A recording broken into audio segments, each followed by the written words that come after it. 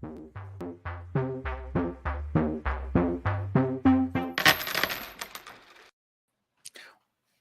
going on, everybody? Welcome to a special Fighter Stonks edition brought to you by Prediction Strike. It is kind of the Deadlock podcast, kind of not. We're just doing Fighter Stonks here today, just so you know. So it's going to be a short, quick little segment. Locke and I breaking down UFC 278 from a Prediction Strike perspective. We're going to be looking at risers and fallers. Who should you be buying? Who should you be selling? Long-term investments. Locke, how you doing, buddy? I'm good, dude. Feels like forever since we've actually talked. You know, the last time we did a prediction strike segment was the last pay-per-view. At that time, I expected us to be doing this for every single show or at least every single event, but there was a little bit of a miscommunication. I jumped the gun a little bit. I apologize, folks, but what they wanted from us was to at least do pay-per-view full card breakdown. So that's what we're back for here. And then we'll be doing the fighter check-ins during our Deadlock podcast episodes, which was supposed to be today, but your smart ass boy over here double booked himself for somebody else's podcast. And I don't want to bail on my guy last minute here. So shout out to Gordo Gambos, who I'll be hopping on with very shortly after this podcast. But I just want to do a Deadlock podcast episode with you, Clint. Like, I just want to talk. I want to let my hair down, and I don't want to have to worry about bets or fights or anything like that. It's just fucking right. Talk. It's stress relief. Exactly. We need it. It's stress relief. I'm there with you. Exactly. It's a little bit, therapeutic, if that's what you want to call it. But no, I'm more than happy to be breaking this stuff down from a prediction strike perspective as well. That's always great to do, and something that's not really being done in the market, right? Where we have a couple guys doing write-ups about every matchup, not every single matchup, but a couple matchups, but nobody's actually doing a full card breakdown of prediction strike. Thankfully, because of prediction strike, they're able to make us they're allowing us to do this on a per basis, or at least pay-per-view basis here. And just a reminder, make sure you guys use the promo code LOCK whenever you guys do sign up to Prediction Strike. They will give you a free fighter stock of $20 or more. Simply put, Prediction Strike is the stock market for sports, whether it's basketball, baseball, or football, or even MMA. You can treat fighters and players as stocks, and their stock increases or decreases depending on their performance, or the level of buying ability on both sides, buying or selling, I should say, on both sides, just like a real life stock market. So make sure you guys check out Prediction Strike and take the tips that we're about to drop for you guys and try to turn those tips into some cash. So looking forward to seeing what Clint sees on this card. We'll see how I see it and how it's actually going to be effective in terms of the Prediction Strike market here. That's right. So, I mean, should we just dive right on into it? Let's fucking go. Let's go. Let's talk stonks. Here we go, everybody. This is Prediction Strike. Most of you already are probably familiar with it. If you are not, get familiar with it, because this bad boy is the investment of the future when it comes to gambling. First fight of the night, Victor Altamirano is at 71 cents. I'm sure I butchered that poor man's name. He's taking on Alex De Silva, Alex Lacerda, whichever one you want to do. Daniel De Silva. Danny. Yeah, I like that. Sorry, Daniel De Silva. Jeez, my names are all mixed up. You know what, Locke? I did my whole show on Monday, and I kept referring to Thiago Santos as opposed to Leonardo Santos that we have on this event. It happens. It happens. Oh, the names are so similar, and there's so many fighters swishing around in this brain of mine. All right.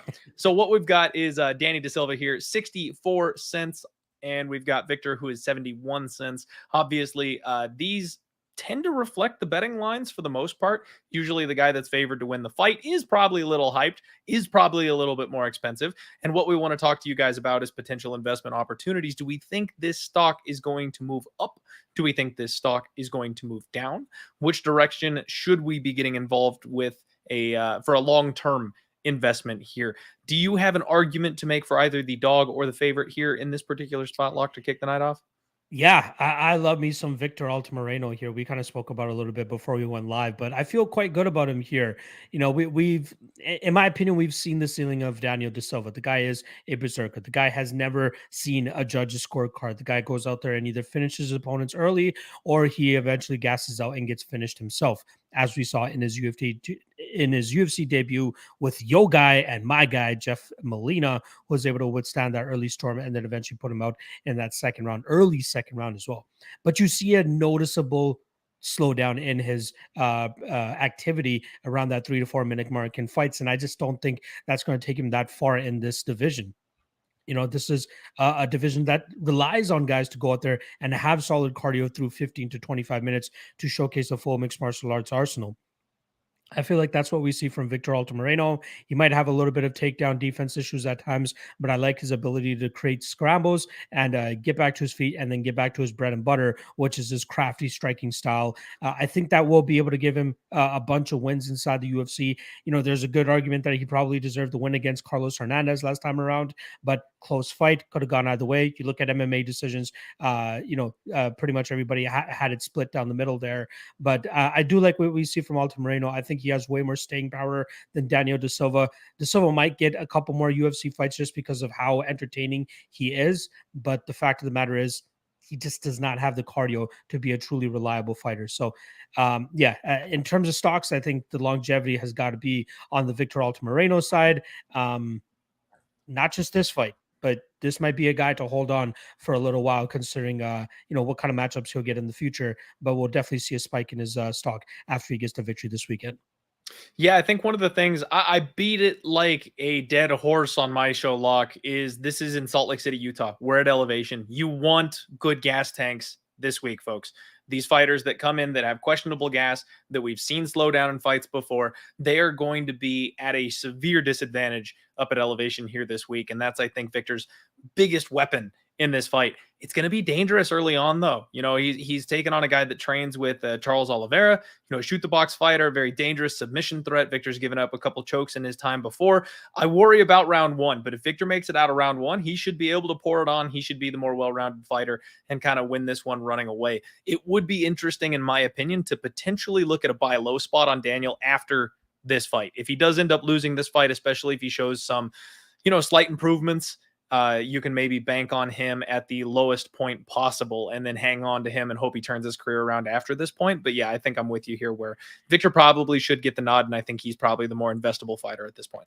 I'll just add one asterisk to that just in case, because this would be the third straight loss for Daniel Da Silva. If he does lose a third straight time, there's a possibility that he gets dropped. There's a possibility that he gets cut. So just know that going into potentially taking advantage of that buy low spot.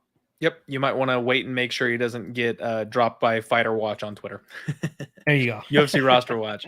All right, next up, we have got Jay Perrin sitting in a nice cheap 56 cents, who is fighting. Oh, there it goes. My computer had a issue loading that one. None other than Aori Quilang, who is sitting at 76 cents. Once again, Aori Quilang is going to be the favorite here in this spot, and man, I had a hard time with this fight, Locke. I really did. So Aori Quilang is, like we talked about, he is the favorite. He started out a little bit higher priced, immediately took a bath. Another victim of my guy, Jeff Molina. Now he's worked his way back up here a little bit. We've seen some pump and dump movement here in this middle range, and he's settled in at 76 cents. They're expecting him to win this fight.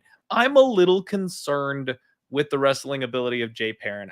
I do feel like this thing is going to come down to physicality and gas. I'm just not sure who's got the edge there personally. I think I'm siding ever so slightly with Aori Quilang, but when you've got someone like Jay Perrin who's got a brick for a head, he can tank all the damage you want to throw at him, and then he just keeps coming and tries to engage in those clinch grappling situations.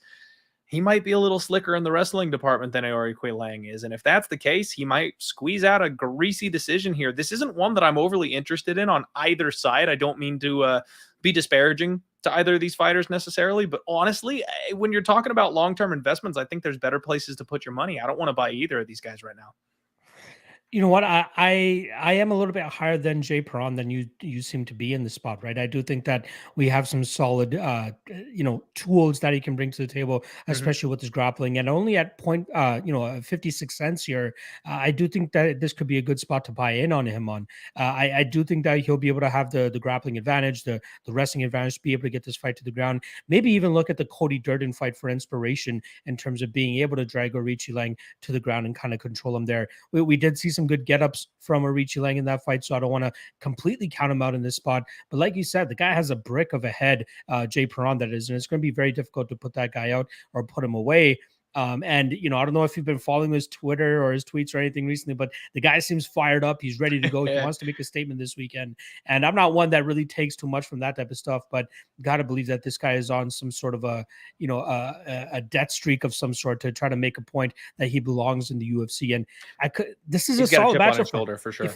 Yeah, if he were to be an underdog, in any matchup, this is the one that I think that he would have the loudest bark in. So again, from a stocks perspective, at 56 cents, I feel like this is a great entry on a guy that has a lot of grappling upside and will likely be able to use that in future fights as well. So I'd probably take Jay Perron. And you know what, Clint, even for our fighter stonks, I might even just nibble on Jay Perron here going into this fight to just take advantage of that, because I do expect his price to rise after this weekend. So yeah, give me Jay Perron, and another possible long-term investment, especially concerning he's 29 years old. I think he still has another 4 to 5 solid years to truly prove a point and utilize that grappling to the best of his abilities and get some dubs in the UFC. So let's go underdog here. There you go. Hey, I don't hate it. It doesn't take a whole lot to talk me into an underdog lock. You know that. But he is I just worry about the physicality of Ariel Quilang in this spot. And Jay Perrin, he's in that spot where he's kind of been middling, 10-5. Like, he's just got to show me. I'm not ready to buy in on him at this point. We'll see. If he can show me something on Saturday, maybe I'll be a little bit more interested. But at this point, I'm good. I'll just stay clear of this fight here. Next one coming up here, though, we do have Francisco Figueiredo light, the smaller figgy, little figgy, discount figgy, however you want to refer to him, taking on none other than Amir Albazi. Albazi is $1.75, and obviously the side here in this fight. I can't believe Francisco Figueiredo is even anywhere in the ballpark of $1. He's 98 cents right now, and we need a discount card on him. He needs to get dropped down just a little bit. I think this is Amir Albazi all day. And if we're talking fighter stonks between you and I don't think anybody has purchased him at this point, but I'd be interested in snapping up Amir Albazi here in this spot. He's a minus 400 favorite, and that number is climbing right now. He's going to be a 500 or 600 favorite by the time the fights kick off on Saturday. And I think his wrestling is just going to be the story of this fight. Mind your P's and Q's, watch the knee bar. He's going to be the faster of the two fighters, and then he's going to be the more physical of the two fighters. I trust his gas tank. He should be able to take Figueiredo down pretty much at will. Yeah, I think he passes this test with flying colors and is definitely a prospect that you'd want to be invested in moving forward. What about you, Hawk? Can we even use the word test here? Is it really a test? This is much of a test. If anything, the Zumagula fight was tougher for him than this one will be, in my opinion. No, I'm right there with you, man. I think Amir Albazi is the truth. I think this guy's going to be a wrecking machine in the flyweight division. I think he has tremendous potential. I just wish we saw him active a little bit more. I wish we saw him inside the cage a little bit more. But I do think that hopefully this will start off, some solid activity for him. Maybe even get it in another fight before the end of the year if he doesn't take too much damage in this spot. But yeah, I think he absolutely starches dollar store figgy here. $1.75, not too bad of an entry, especially considering the potential I believe that this guy has. And a great question here by David Nettles, which I'll kind of transition into. He's saying, how do y'all figure out? Yeah, he's saying, how do y'all figure out when to get out when a fighter has actually reached the ceiling? Just to let you guys know, like, the stock moves based on their wins and losses, and then obviously the amount of people buying or selling their stock, just as a regular stock market would move. You got to believe that people are going to continue to buy in on Amir Albazi after they see him go out there and starch a guy like Francisco Figueiredo. And then you just base it on his upcoming matchups. Like, the perfect example I like to use is Jared Cannonier. I bought on him going into the Derek Brunson fight, knowing that's a fight that I very much liked him in, knowing that if he won that fight, he'll likely get lined up for a title shot. And that's what happened. So what I did is, no, I did not hold on to the stock when he went into fight Israel Adesanya, because I knew that stock was going to drop with that loss. So I bought in on him before the fight. I held on to him until they announced that fight, and then I sold on him. That's where I was able to extract the most amount of profit from Jared Cannonier. You could do the same thing with any fighter that you want. Buy in on them before they fight or have a specific fight, and then wait for their next fight announcement. If you like their next fight announcement, hold on to that stock. If you don't like it, sell it. Simple as that. Yep.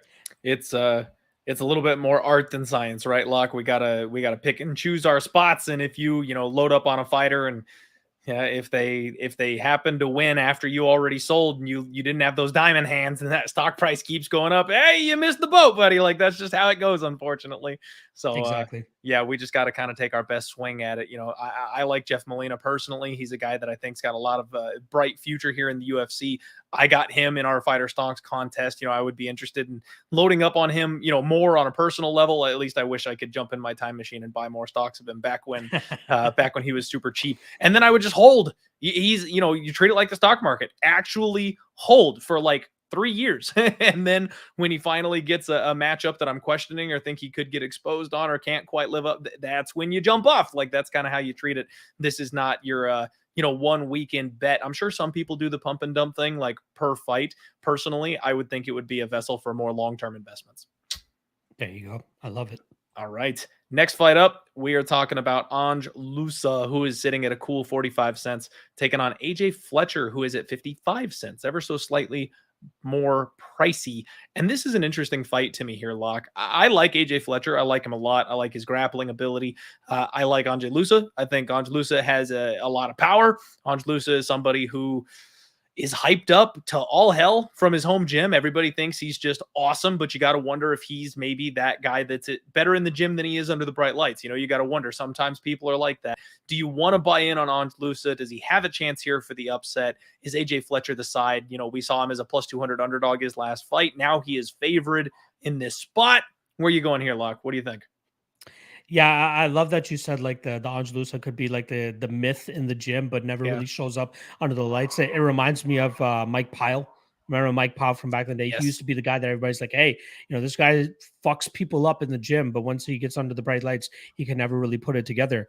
I am off the Lusa train, right? I never really was on the Lusa train to begin with. Actually, I like AJ Fletcher here. I think a little. Some people might be down on him because he lost to Matthew Summelsberger. Summelsberger goes out there and loses his last fight to Alex Morono. Now everybody by association is trying to devalue AJ Fletcher, but I think that is incorrect. I think that AJ Fletcher has tremendous amount of potential. The guy has a great he has a great grappling game. He puts his hands together well. Still quite young, right? 25 years old. He still has a lot of time to grow and a lot of time to really put it together. I think that this might be a spot where we can get in on him at a mere 55 cents and be very fruitful with it. I think that this will be a spot that he'll eventually hit that maybe $1, maybe $1.50, maybe even $2 mark down the road.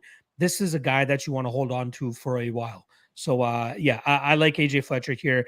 As long as he doesn't get knocked to shit here by Lusa, I do think he'll be able to control the majority of this fight with his grappling, get in some good work with his boxing. But, I think he grinds this fight out and wins, not super easily, but I think he wins, and I think he's going to be a good stock moving forward. And can you really go wrong at 55 cents per stock? I don't think so. Honestly, Locke, I think this is a pick your poison type of spot, right? I think both these guys, if you have a read, if you have a side that you like, could potentially pay off dividends down the line. If you think AJ Fletcher is the truth, which I think he's got a great skill set, buy in on him when he's 55 cents. Ange Lusa is even cheaper, 45 cents. If you believe that he is the guy the people in the gym have said that he is and he can be, and you bank on, that kind of athleticism and physicality, then jump on him while he's cheap, because if he pulls the upset this weekend, that price is going to go up.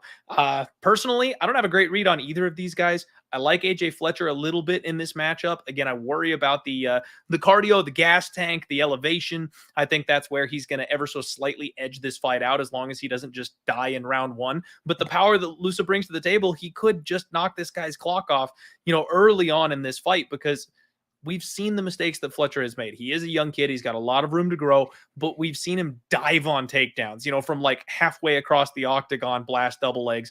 Lusa's the kind of guy that'll send your head into the third row if you do that without setting it up. So I don't personally want to get involved on this one. I kind of feel like whichever side from a betting perspective you're getting plus money on is probably the way to go. And in this case, that's Lusa. Again, not a strong opinion. I'm not betting this fight. And I think I would wait for the dust to settle and see what happens after it as far as an investment standpoint. Again, unless you personally have a much clearer understanding of these fighters, their strengths, their weaknesses, this is one that I'm going to sit out on.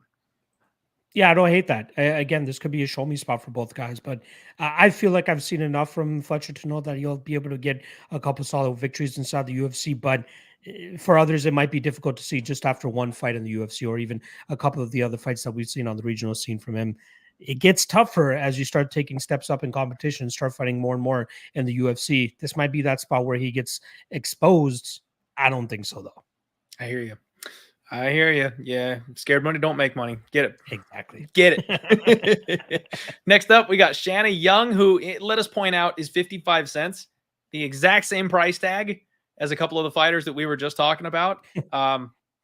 Take that as you will, right? Women's MMA versus men's MMA, low value versus ceiling. Like, some of these price tags can be interesting when it comes to investing in this fighter stonk situation here. 9 and 5 taking on Miranda Maverick. Now, Maverick is only a cool 97 cents. And let me tell you, Locke, we were having a little bit of a conversation backstage before the show got started. Folks, I think Miranda Maverick's overrated. Now, her stock is only 97 cents, but most of you are gamblers. Most of you know that Miranda Maverick is MMA Twitter's darling. Everybody loves Miranda Maverick. They're all over her in every fight. Shit, she's a minus 500 favorite going into Saturday's fight this weekend. Like, everyone is all over this girl. If you like her that much and you really think that she's going to go places, 97 cents, this is a bargain. This is a deal. Jump in on Miranda Maverick long-term here at Prediction Strike at just 97 cents and watch those profits roll in. However, if you're like me and you think she's a little overrated, I just have no interest in investing in her at this point. She did all the right things. She's training with my girl, Lauren Murphy. She moved out to Elevation, so you think her gas tank's probably going to be good in this spot. But she is taking on a fighter in Shanna Young, where I think Maverick is overrated always. Shanna Young is always underrated. Like, people just do not give this girl the credit that she deserves. And if she has patched up her takedown defense at all, guys, go back and watch the first fight. This is a rematch.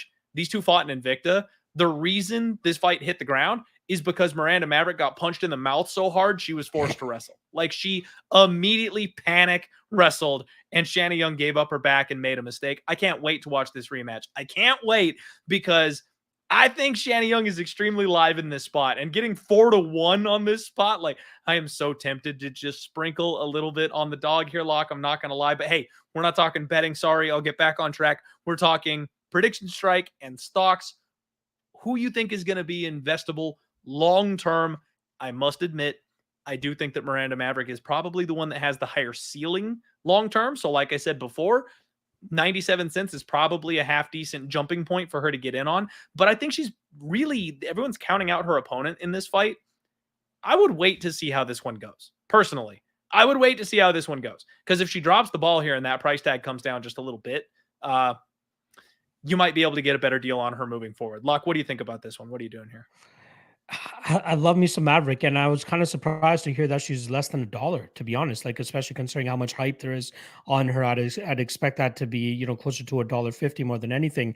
So I think that this is a great entry point on her, right? I'm not expecting a huge jump after she beats Shanna Young this weekend, but I do expect that this is one of those spots that, another long-term spot.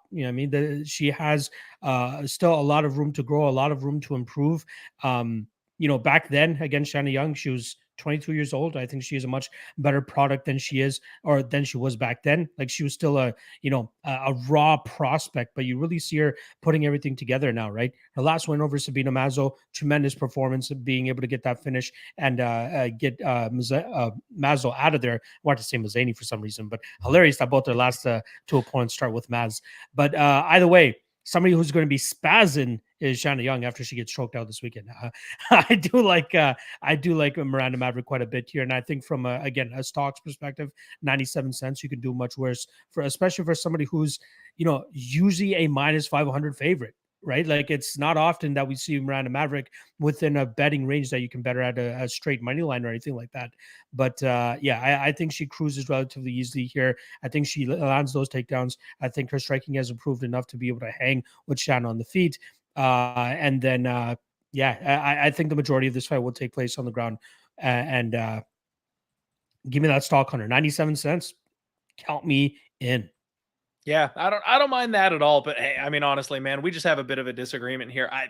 I think her stand-up needs a lot of work. I think Miranda Maverick's stand-up is rudimentary at best. If she stands, I think that's where this fight gets interesting to me. You know what I mean? If Shanna Young gets put on the mat again, that's it. It's over. Like, I'm not arguing that point. I'm not arguing that point whatsoever. But if Miranda Maverick decides to play around with her and stand with her on the feet, this fight gets very competitive very quickly, in my opinion. So I'll say this as well, though, in regards to Miranda Maverick, like the earlier versions that we saw of her, a lot of people are high on her because of her like physical gifts and some of the things that we've seen her do in terms of her jiu-jitsu, right? When she fought Sienna Young back in 2019, she was still at that weird gym. I think it was in like Missouri or some shit with Mackin Semizer, who was like the only notable person that she had either coaching her or training with her. But since then, she's moved over to Denver and been training with the high level guys there, or even the high level gals up there. The Raquel Penningtons, Tisha Torres, the JJ Aldriches, like those women are going to make her better, and especially the coaching staff she has around her as well. Exactly, perfect spot for her to go out there and do exactly what she needs to do. And shout out to my guy Elliot Marshall, who he used to be the head coach over there at Elevation Fight Team, has left obviously just due to he has his own business stuff going on and he doesn't have enough time to dedicate to all these fighters. But there's only 2 fighters that he still makes time for: Drew Dober and Miranda Maverick, because he sees the potential and he sees the the bright prospects that these fighters could be. Maybe not so much Drew Dober anymore. I think he just built a really good relationship with them, but at least for the Miranda Maverick side, he's very high on her, as am I. I think she cruises this week, and I think she's going to be a great stock in the long term as well. I don't know. Drew looked like a fucking monster last time out too, man. We expected him to go to get a title shot though. Like, come on. Yeah, this is fair, but that's the most stacked division in the UFC. All right. Yeah. Next up, we got Luis Saldana sitting at a pretty 97 cents, taking on Sean Woodson, who is a little bit more expensive at $1.18. And this fight sets up almost identically to the last one for me, Locke, in my opinion. There's a clear A side and a B side, right? We are all excited about Sean Woodson. He is a massive, massive man for this weight class. He's got decent cardio, good hands, hits hard, good finishing ability. Luis Saldana, you got to prove it to me. Like, his submission game is decent. His striking game is okay. I really worry about the cardio and the gas tank. We saw him huffing and puffing in the 3rd round his last fight. What's he going to look like at elevation? I mean, I feel like this is Sean Woodson's fight to lose. And it seems like a guy that they are matchmaking relatively well. Somebody that the UFC matchmakers seem to be kind of behind as far as bringing him along slowly, giving him good matchups where he can shine. I think this would be an okay stock to invest in long term. What about you? Yeah, I like the Sean Woodson side here as well. It's not really what you expect to see from the Luis Saldana side in terms of like his last performance. Very close fight, right? Could have gone either way. Even the MMA decisions kind of had it down the middle, but everybody kind of agrees that Bruno Silva started to run away, or Bruno Souza started. See, I did the same thing that you did. All these goddamn Brazilians with it's not just me names. Bruno Souza was running away with that fight as that fight started to go longer. Sean Woodson, solid gas tank, solid striking. I think he's going to be giving Luis Saldana fits from the outside. And I think with that pace and pressure he can keep on him, that's going to cause Saldana to slow down. And I think we'll see Woodson to continue to run away with it.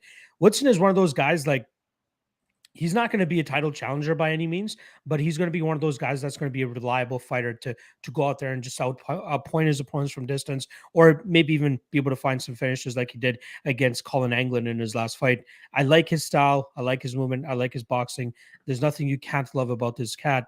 And that's why I like him here. $1.18. I don't mind him. Maybe if you just want to take him as a small shot here. Well, what is it that, what's the price that Saldana is at? Sorry. Saldana is at 97 cents. Yeah, so you get a decent enough increase on the Woodson side, even if he gets a win here. So give me Woodson, and this might be one of those spots where like you can look to pump and dump, or you can keep Woodson, but it will all depend on who his opponent will be moving forward. That's how you have to kind of monitor Woodson. Like, get the profit from this weekend, maybe sell half your stocks and take some of that profit, and then just see where he's at and who he's being matched up with next, and then decide whether you want to hold on to him or just take the rest of the profits off that. But he should win this fight pretty comfortably, in my opinion, which is why he's a -300 favorite. I would agree. And if you've got Luis Saldana at this price tag, woof, I would consider selling. That's just me, but I would not want to have anything to do with Saldana sitting around $1 right now. Agreed. He is not the fighter that I expected him to turn out to be. Like, I had some higher hopes for him, but now that we're seeing his career really start to pan out, I don't know if he's that guy. Yeah, agreed. All right. Next matchup, we got Jared the Flash Gordon at 80 cents, taking on Victoria Leonardo. No, she's not taking on Victoria Leonardo. What the hell? Oh, I love you, Clint. You're talking This about Lucy stupid thing. Pudilova going up against Yanan Wu. There we go. Leonardo Santos is his opponent. I think. Sorry. I thought we were on the. My bad. I thought we were on the. No. Okay. So I typed in Leonardo, and I must have selected the wrong Leonardo because I've got Leo Santos. Did you skip over Pudilova and Wu, or is that later on? Like, that's on the main card. Yeah. Did you not see the news? I saw. I just remembered it now. I'm looking at the Tapology order, and they still have Pudilova after the Woodson fight. My apologies. Yeah. They got moved up to the main card for God knows what reason. There's so many other fights they could have put there instead. Right? Put Maverick on the main card. I'm the women's MMA guy. I love it. Like, nothing against women's MMA, but why that fight? Like, there's so many other fights that could have gone on the pay-per-view card instead of that one. Weird. Ugh. All right. Anyway, Leo Santos is sitting here at 66 cents. This is another relatively cheap spot, and another spot where, guys, I don't want to invest in either side at Prediction Strike. Long term, I don't want either of these guys. I am maybe the foremost person of the Jared Gordon hater fan club. Like, you know what I mean? Like, I'm the president. I'm the CEO of the fade Jared Gordon train. Now, he's had kind of an up and down career, but I just don't think he's too small at 155 to like really make a run at it. He obviously can't make 145. We've seen him try and fail multiple times. I don't see him ever really going anywhere. So yes, maybe you can buy in at 80 cents and have him bump up just a little bit, a couple of decent fights if he goes on a run, sell off at $1.20 or something. But I don't really see him going much higher than that. Leo Santos, I think he's got a live shot at winning on Saturday. This guy's got the death punch. We've seen Gordon does not have a good chin. I actually may take a sprinkle on the dog, especially that KO line. I think it was like plus 850 or something I saw. I would love that. But he's 42 years old. He's not going anywhere either. So from a Prediction Strike standpoint, if you want to load up on Leo Santos at 66 cents, what kind of longevity do you have here? What return are you really looking at getting here with this guy? Because he might bump up to 75, 80 cents if he wins on Saturday, and then you got to get out. Because his next opponent, when he's 43, when he's 44, like, it's just not going to go well from this point. He might be done after this one. So, yeah, I mean, I personally, I don't like either of these guys from a long-term investment standpoint.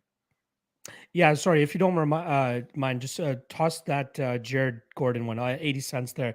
Yeah, like, this is one spot where if you are looking for longevity, Gordon is probably the spot. He'll be able to be that guy to go out there and, the top 15, just the fringe top 15 guys, he's going to go out there and continuously beat, right? We've seen him beat the Joe Seleckis, but then we see him lose against the Grant Dawsons. And I think that's where we start to see, like, where Jared Gordon really fits in to the featherweight division in this, or at least in that division, to assume his role of top 15 gatekeeper. So he's going to beat those guys, but like, you can't really expect this line to move or this price to continue to skyrocket upwards, especially with where his ceiling is capped at. Sure, he wins this fight. This might be a pump and dump spot, in my opinion. Go in there, just take that early, just take that quick profit on him beating Leonardo Santos, and then just sell on him, because more than likely his next matchup is going to be a little bit too difficult for him. But he is one of those guys that is reliable as an underdog. I would much rather bet Jared Gordon as an underdog than a favorite. But with Prediction Strike, you're not really getting favorites and underdogs, right? Not as much as you are with the betting side of things here. So. Yeah. If anything, you're getting a better price on Jared Gordon on Prediction Strike than you are betting him as a straight up, minus 300 favorite or whatever he's currently sitting at. So if you are betting on Jared Gordon at all this weekend, I'd rather you put that money into Prediction Strike and put it towards him here rather than taking the chalk on him in the betting market. So pump and dump on Gordon. Otherwise, I don't see much longevity for either guy here. Yeah, I'm not a fan of this one from a Prediction Strike standpoint either. All right, now we get to the big boys that got dropped off the main UFC card to close out the prelims. Alexander Romanov, Kong himself, $1.82.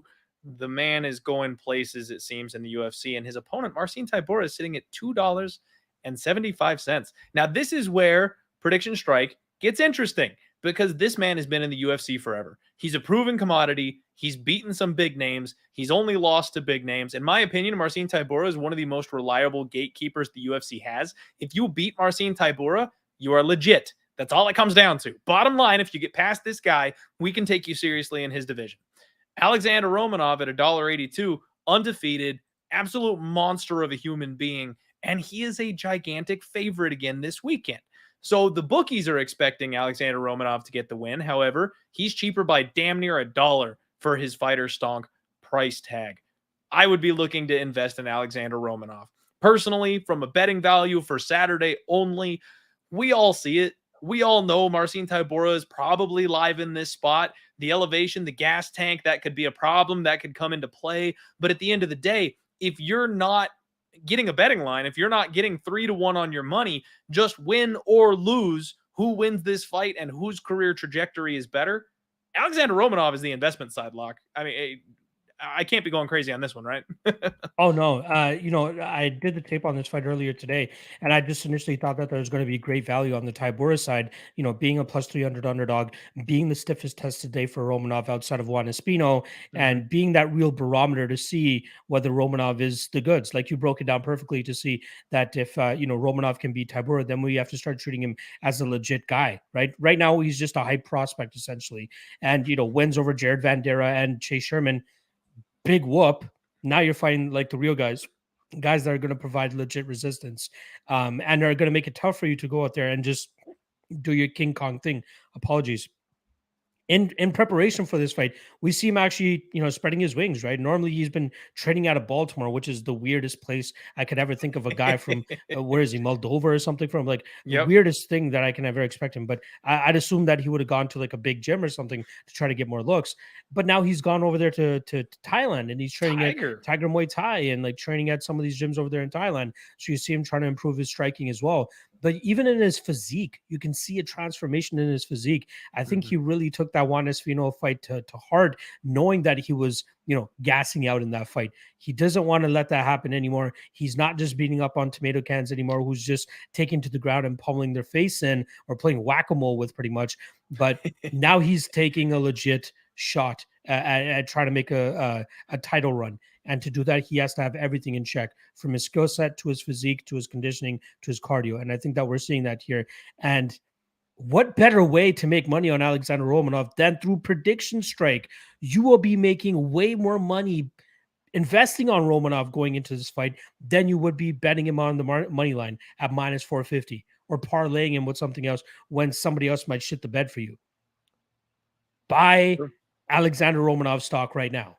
I promise you, because you're going to see a solid return on that investment on fight night after he wins this fight. That price tag, I'm going to have to do the math here real quick, Clint, but I'm just going to give you guys a ballpark of what his number could potentially end up being here.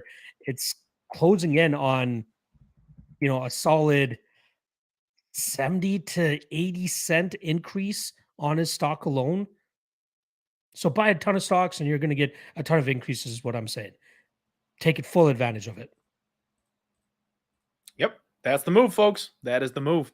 All right, let's move the show along here. We are headed up to the main card, and the biggest draw on the entire damn pay-per-view, Harry Huntsucker himself, the legend, the king, Harry Huntsucker. Another one where I'm just kind of scratching my head.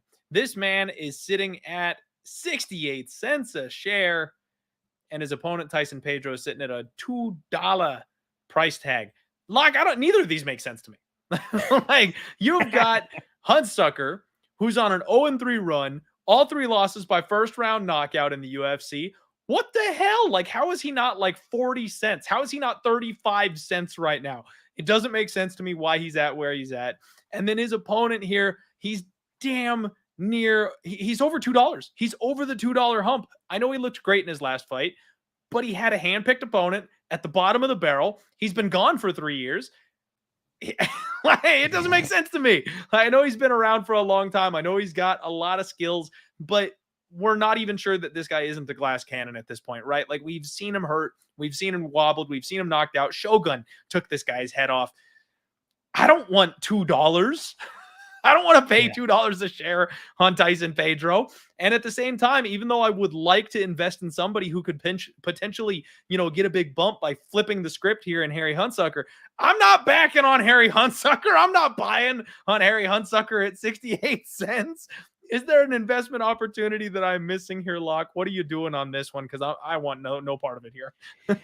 Yeah, I first of all, I don't understand anybody willing to pay minus 750, let alone on Tyson Pedro, let alone bet $2 on his stock here, or at least per stock. He could absolutely fumble the bag. You know, I mean, if anything, maybe just taking a stock or two on the Hunsucker side of things just for meme purposes. You know, you could see that stock significantly increase if he's able to go out there and get that big win. Mhm. But it would be a huge pump and dub situation. It's not a Harry Hunsucker for a title run 2023. Like that's not what we're talking about here. We're just talking about a quick pump and dump opportunity. It's not worth it as much on the Tyson Pedro side, considering the lack of how high he can actually get with a win over Harry Hunsucker. And then even longevity wise, like Tyson Pedro is not going to be any championship type material. He's not going to be anybody that we can go out there and rely to get on, big wins or anything like that. Yeah, give me Pedro for the win. Give me violence for the bet. But in terms of a stock type of approach, I don't think any of these guys have any sort of value on the stock market. I hear you. I agree. Acknowledging the chat here, Wades. Appreciate you. Thank you very much. And our guy, free UFC bet picks. And can you give us more detail regarding how fast to sell? We kind of broke this down just a little bit earlier in the show. If you want to tag back to the beginning, we go in deep on it. But basically, man, it all comes down to who these guys are fighting next. You know what I mean? If the market decides that stock price needs to go up or down by people buying or selling, it's just like a real stock market. So if you buy in on somebody, they get a big win, that price goes up. It's on you whether you want to pump and dump and get out of there as quickly as possible after getting that profit, or if you think they are going to be a long-term investment and hang on to that profit. And you say, whoops, sorry, no big deal. No big deal. A lot of people wondering the same exact thing. We have no problem jumping in and kind of reiterating that. But like we talked about, it's a little bit more art than science, right? We all in the MMA sphere, we're watching fight announcements. You know who's coming up as an opponent. If they get a really bad matchup, jump off. You know, get your money out of there. Sell those shares if they got a bad matchup coming up. But if they've got an easy matchup, somebody that is valued higher than they are, someone you think they can get by, diamond hands, baby. Hang in there. Hold that stock and hope they can get by that next test and have that number climb even higher for you. Let me just quickly jump in here. He said, like I say, the dip right after the event, but is it 1 minute after the fight or an hour? I've seen anywhere between like an hour after the fight up to 10 hours after the fight. So it could be at any point. It depends on when they make that, change inside their own system and saying, okay, this guy won, so change their stock based off that result. So there is no set time. I'd say if you're one of those guys that really wants to do a quick pump and dump, keep your prediction strike open pretty much, see whenever they make that change, and then sell if you want at that point. Or again, you're getting a great price on a fight or pre-fight sometimes that you might even get a better price on in later fights. Like Romanov is one of those guys who will likely increase to about $2.50 after this fight, but you want to hold on to that when he continues to fight other guys with higher numbers that he could potentially beat and increase his stock in that aspect as well. And I appreciate you acknowledging me as the top expert of the last week as well. I was wondering if you were going to go. It was a losing event.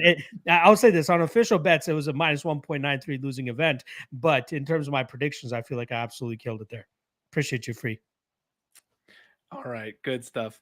Oh, last thing I'll say, sorry, I wasn't able to repost your Instagram post because I didn't look at Instagram until like today, at least in terms of my DMs or anything like that. So I apologize that I couldn't repost you there, but I do appreciate the love, honestly. I'm a Twitter-based animal. I barely do anything on Instagram. Exactly. Right. I hate Instagram. I can't. We got to do it, Clint. We have to get into the IG thing based off of like what we do. But I know exactly what you mean. I am Twitter for life.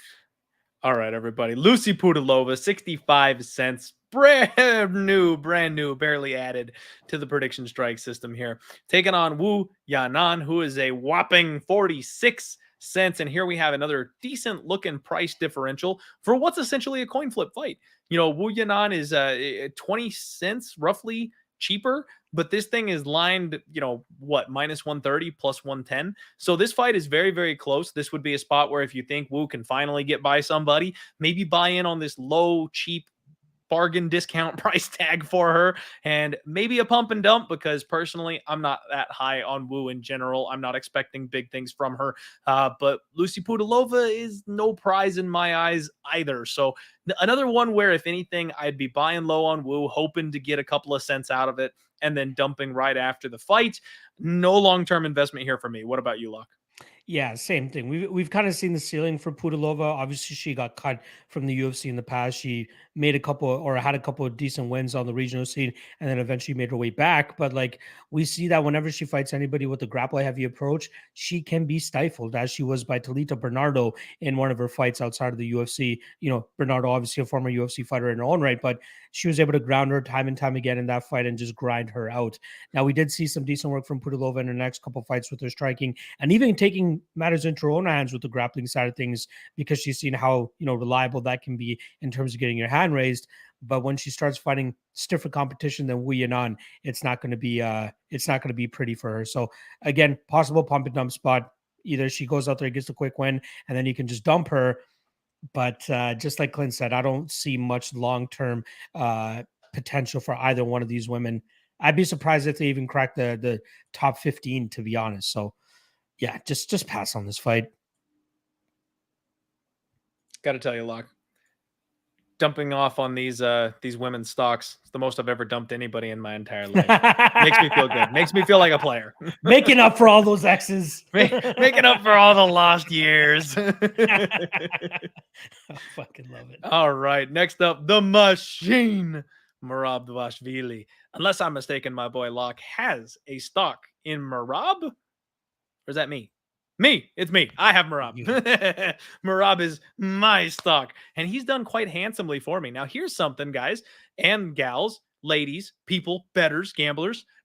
Cool thing about Prediction Strike, you can roll right down here and see your total gains and losses. So since I bought in on this man, I've had a nice little return, 3.12% return on my investment, and you can see this nice little climb up right here. So yes, Merab came in expensive. I bought in expensive, but at the end of the day, I believe this guy is potential title challenger worthy, and that's exactly the kind of stock that you're looking for. Somebody that can go from being that $2.50 up to being the $4 or $5 championship price tag. That's what you're looking for all day. So even though Merab is a little bit expensive, I chose to buy in.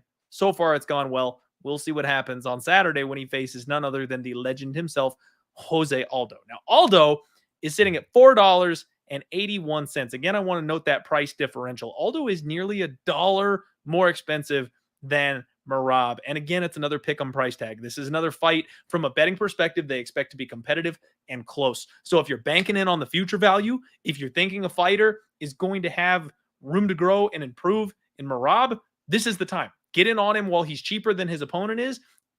On the other side of this thing, I don't think Jose Aldo is investable at all, personally, because he's older.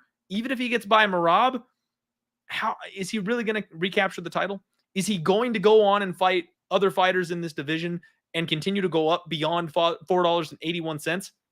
We looked through the fighter price tags a couple weeks ago, Locke, and from my memory, I think some of the highest price tags we saw, it was like John Jones was like $5.50 or $6, something like that. I think one of the highest was $7.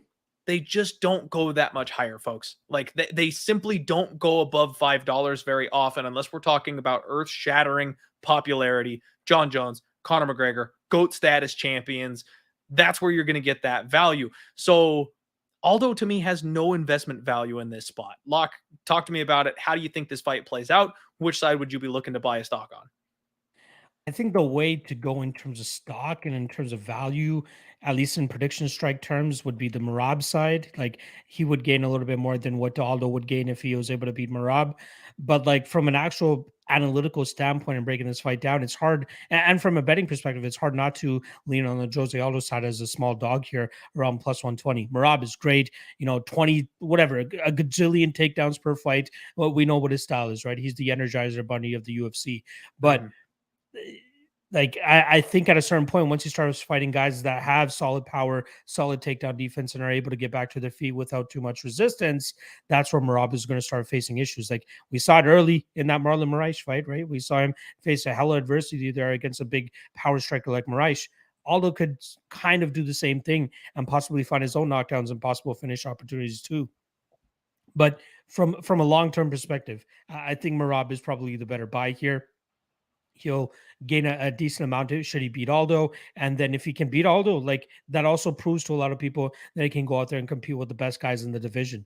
And he will likely be able to, find himself in a title shot. If it's not after this fight, it'll probably be after the fight or after that fight. And there's the potential that he moves down to 125 pounds should Aljamain Sterling still be the champion by the time that Merab reaches that, that championship status. So can you imagine that guy at 125 pounds? Holy Can God. you imagine? Jeez Louise. Where is he going to lose that weight from, though, man? The guy already looks chiseled.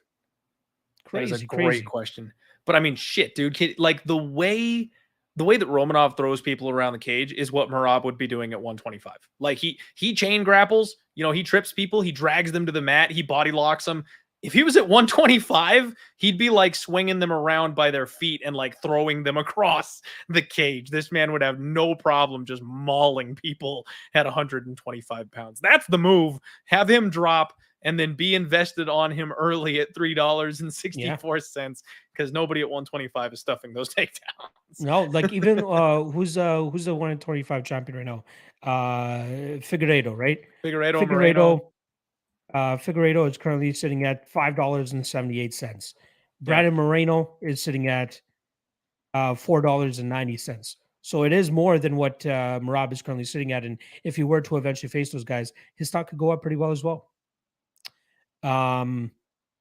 We do have a spammer in the chat, so I'm just gonna put them on timeout. Yeah, chill out there, Christopher. Chill. Just let's confirm whether that matchup is actually taking place before we say anything about it. But and I do quickly want to address this question here from my guy Nicholas Gammon saying no idea what this is, but from reading it, Merab is probably the better long-term investment. Bingo. And if you're confident in Aldo, his stock goes up slightly and then sell. Yes, like you nailed it right there. That's exactly the idea. Absolutely nailed it. All right, everybody, we've reached the co-main event. Do us a favor. Hey, hit the like button. We haven't asked you yet today. Do us a favor. Hit that like button. We appreciate it. And like the banner running on the bottom says, head on over to Prediction Strike. Use promo code LOCK. Let them know that we are the ones, sending you over there. You get a free fighter stonk with your deposit of $20 or more. This is a great investment tool. Like it really is. So we're doing our best to show you the flexibility of this investment tool. And I'm just going to block this guy because he made a brand new handle and started spamming again. So get out of here. All right. Next up, we got Luke Rockhold sitting at $3. $3 Luke Rockhold. And again, that just, I mean, I know he's like championship caliber. I know he's quote unquote legendary status, but that seems a little bit steep to me here. Paulo Costa sitting at $3.98. Another young gun. He came in pretty heftily speaking from the start here and has a slight climb. He's a favorite in this spot. He's a big favorite, Lock. A lot of people are expecting Costa to basically just, starch Luke Rockhold. I think the fight may be a little bit more competitive than that, but I do think at some point Costa is going to test the chin of Rockhold. And I think Rockhold is my favorite chin of all time to fade. So I am picking Paulo Costa to win this fight. If Luke Rockhold were to win it, I think you'd see a nice jump in his value. He'd be on that hunt for a title basically immediately. So he is relatively investable if you do believe he has a chance at pulling this off. Personally, I'd be looking on the Paulo Costa side. But then again, I run into how much higher is he going to climb? Because personally, as much as we know Paulo Costa is young, he's a guy that's got a long future in the sport. He's going to have highlight opportunities. He's going to be doing a lot of things. I don't know if he's ever going to get much beyond this number because who's he going to really beat to drive that number up? Is he ever going to touch gold? I don't know that he ever gets past Israel Adesanya, if we're being honest.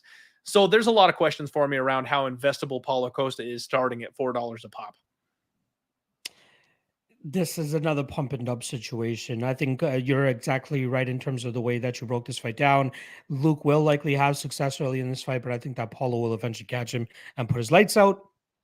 But, it's tough for me to come to that conclusion in terms of betting the minus 160 on Costa now by knockout.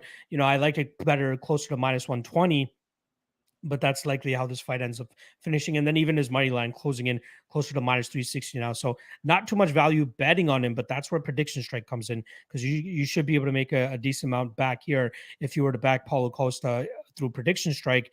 get that pump and dump going, baby. Get him in there before Saturday night against Luke Rockhold. And as soon as he knocks out Luke Rockhold and you see that little spike, you sell on him there because that's probably the best you're going to get out of him over the next couple fights, man. I think he struggles against pretty much any other top middleweight that's out there. I'd take Bobby Knuckles against him. I would take Marvin Vettoria. Marvin Vittoria's already beaten him, right? Like, I don't think he passes the test against many of these guys, and this might be the biggest one that he'll be able to get. So, yeah, give me Paulo Costa, pump and dump. That's it. I hear you. All right.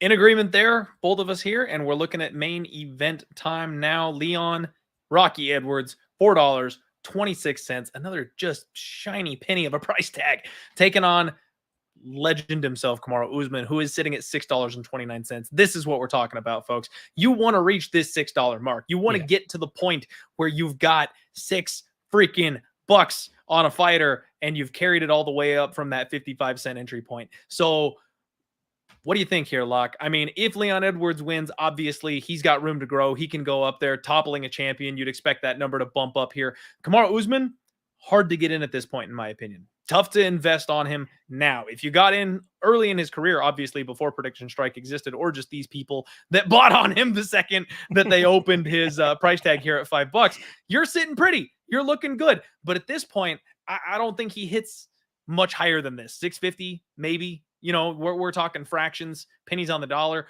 I wouldn't necessarily look to buy in at Kamaru Usman at this point. Yeah, another possible pump and dump situation.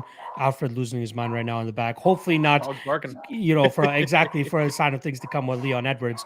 But I do like Kamaru Usman here. I do think he does good enough work. But from a Prediction Strike perspective, nothing more than another pump and dump situation. You know, I think it's just a matter of time before Kamaru's body starts to break down on him. He's getting up there in age, 34, 35 years old.